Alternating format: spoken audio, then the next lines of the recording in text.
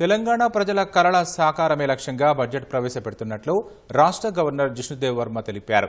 ప్రజలే కేంద్రంగా రాష్ట్రంలో పాలన సాగుతోందన్న గవర్నర్ అన్ని వర్గాల అభ్యున్నతికి ప్రభుత్వం కట్టుబడి ఉందని వెల్లడించారు. తెలంగాణ కేవలం పురోగమించడమే కాకుండా రూపాంతరం చెందుతుందన్న జిష్ణుదేవ్ వర్మ సమ్మిళితత్వం, స్వయం సమృద్ధి, సాహసోపేత సంస్కరణలు, నిర్ణయాత్మక నాయకత్వంతో సుపరిపాలన సాకారమవుతోందని స్పష్టం చేశారు. తెలంగాణ పురోగమించడమే కాదు రూపాంతరం చెందుతోందని రాష్ట్ర గవర్నర్ జిష్ణుదేవ్ వర్మ తెలిపారు. అసెంబ్లీ బడ్జెట్ సమావేశాలను ప్రారంభించిన గవర్నర్ ఉభయ సభలను ఉద్దేశించి ప్రసంగించారు. రాజ్భవన్ నుంచి అసెంబ్లీకి చేరుకున్న గవర్నర్కు సీఎం రేవంత్ రెడ్డి, స్పీకర్ గడ్డం ప్రసాద్, మండలి చైర్మన్ గుత్తా సుఖేందర్ రెడ్డి, శాసనసభ వ్యవహారాల మంత్రి శ్రీధర్ బాబు ఆహ్వానం పలికారు. అనంతరం ప్రసంగం ప్రారంభించిన గవర్నర్ ప్రజలే కేంద్రంగా రాష్ట్రంలో పాలన సాగుతోందని స్పష్టం చేశారు. రాష్ట్రాభివృద్ధికి సర్కార్ కట్టుబడి ఉందని, రైతులు, మహిళలు, యువతకు అన్ని విధాలా సహకరిస్తామని వెల్లడించారు. My government has set an unwavering course of development, ensuring that the voices of farmers, youth, women, workers, entrepreneurs shape policies and decisions. I am confident that in this budget session too, my government will strengthen the foundations for sustained growth, the pillars of social justice, and accelerate Telangana's journey towards a future of limitless possibilities.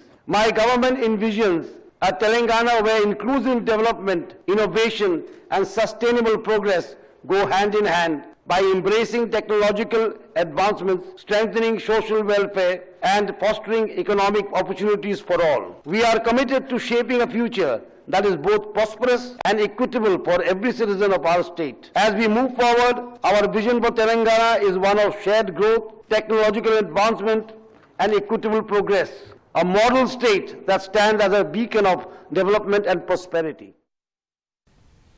ఘనమైన సంస్కృతికి Telangana నిలయమని governor Jishnu Dev Varma తెలిపారు. సామాజిక న్యాయం, అభివృద్ధి లక్ష్యంగా ప్రభుత్వం పనిచేస్తోందని వివరించారు. సాహిత్య, సాంస్కృతిక ఉద్దండులైన గద్దర్, గూడ అంజయ్య, బండి యాదగిరి ఇతరులను గౌరవించాలని ప్రభుత్వం యోచిస్తున్నట్లు వివరించారు. జయ జయ హే తెలంగాణ, జననీ జయ కేతనం అధికారిక గీతంగా స్వీకరించామని వెల్లడించారు.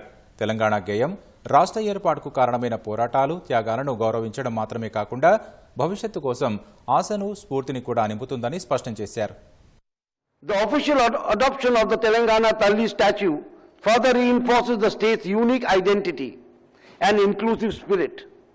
Unlike traditional representation, this statue is a reflection of every individual who belongs to Telangana, cutting across caste, class, and regional lines. It symbolizes self-respect, empowerment, and aspirations of a dynamic and forward-looking society.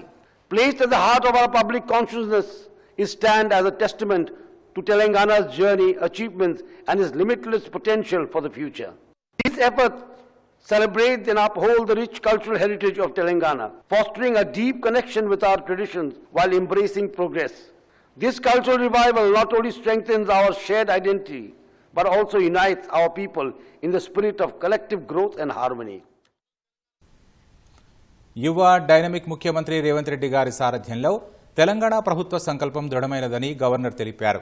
ప్రవేశపెట్టిన ప్రతి policy, ప్రతి కార్యక్రమం, ప్రతి సంస్కరణ సైతం అవకాశాల కల్పనకు, ప్రజల సాధికారతకు, సమ్మిళిత వృద్ధి కోసం ఉపకరిస్తుందని వెల్లడించారు. ప్రభుత్వం లక్ష్యం స్పష్టంగా ఉందని, రాష్ట్ర ప్రగతి వేగం నిలువరించలేరని స్పష్టం చేశారు. గవర్నర్ ప్రసంగం అనంతరం సభ రేపటికి వాయిదా పడింది.